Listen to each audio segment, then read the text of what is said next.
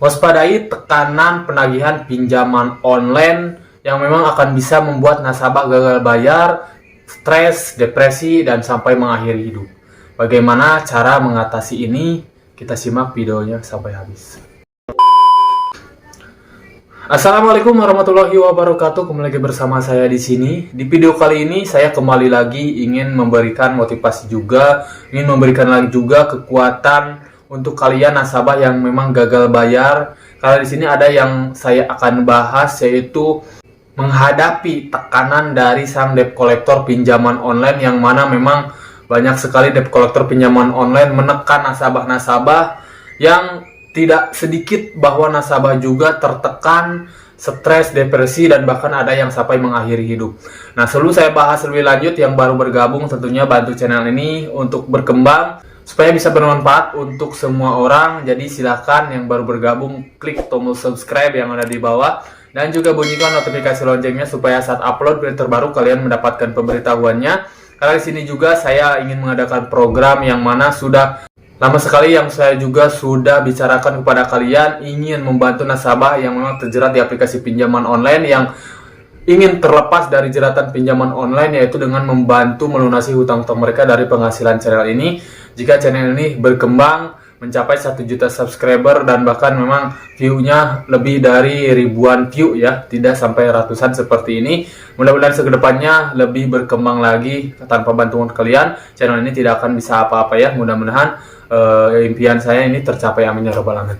Oke, di sini memang nasabah gagal bayar banyak sekali yang merasa tertekan oleh penagihan debt collector. Nah, di sini kalian harus waspadai bahwa tekanan-tekanan ini bisa menurunkan mental kalian, bisa membuat kalian depresi, bisa membuat kalian stres. Nah, di sini bagaimana cara mengatasi ini? Karena di sini pada dasarnya sang debt collector pinjaman online memang itu tugas mereka untuk melakukan penagihan itu dengan cara menekan nasabah supaya mereka nasabah-nasabah ini melakukan pembayaran ya. Ini memang tugas mereka. Mereka itu bukan hanya menagih saja kepada nasabah gagal bayar, tapi bahkan menekan mental kalian juga. Dan juga ini karena sudah banyak juga, sudah ada beritanya juga, sampai ada yang mengakhiri hidup karena tekanan-tekanan jeratan di aplikasi pinjaman online. Ini pastinya karena tekanan debt collector ini sendiri. Nah, di sini bagaimana langkah kalian untuk mengatasi ini? Pertama, mungkin kalian harus kenali penagihan macam apa untuk debt collector menagih ke kita nasabah yang gagal bayar. Karena di sini ada beberapa macam tekanan yang akan kita hadapi, terutama kalian yang baru gagal bayar di aplikasi pinjaman online. Biasanya di sini juga tidak sedikit sang debt collector itu mengancam dengan cara hukum juga. Ada yang namanya akan dijerat hukum kasus penipuan, undang-undang KUHP, dan lain sebagainya. Nah, itu kalian harus mengerti bahwa yang namanya aplikasi pinjaman online itu tidak bisa disangkut pautan dengan jerat hukum pidana ataupun bahkan penipuan. Karena pada dasarnya gagal bayar itu memang bukan yang kita inginkan. Karena memang tidak ada dana ataupun biaya yang harus kita bayar kena ke pinjaman online ini sendiri. Jadi tidak bisa disangkut pautkan dengan hukum pidana. Jadi ini biasanya menjadi alasan untuk debt collector pinjaman online menekan kita sebagai nasabah yang gagal bayar. Kemarin juga sempat saya bahas di komentar-komentar karena ada nasabah yang diancam seperti itu. Katanya ancaman pemalsuan dana lah ataupun penipuan. Ancamannya hukuman undang-undang KUHP dan lain sebagainya. Nah, itu semua bohong, karena memang tidak ada yang namanya pinjaman online ataupun hutang pihutang disangkut pautkan dengan kasus penipuan ataupun bahkan ke ranah hukum pidana. Karena semua hutang hutang itu masuk ke perdata saja. Jadi kalian harus pahami ini. Inilah tekanan-tekanan yang akan diberikan oleh sang debt collector untuk kita nasabah yang memang gagal bayar di aplikasi pinjaman online. Nah, bagaimana cara mengatasinya? Cara mengatasi ini, pertama kalian memang yang paling penting jika kalian sudah gagal bayar di aplikasi pinjaman online adalah mengabaikan semua penagihan-penagihan yang masuk ke handphone kita untuk penagihan yang memang kita lakukan gagal bayar. Karena apa? Karena jika kita kalau semakin merespon penagihan-penagihan ini, kalian juga akan semakin tertekan, akan terbawa pikiran, akan semakin membawa kita dalam kepurukan.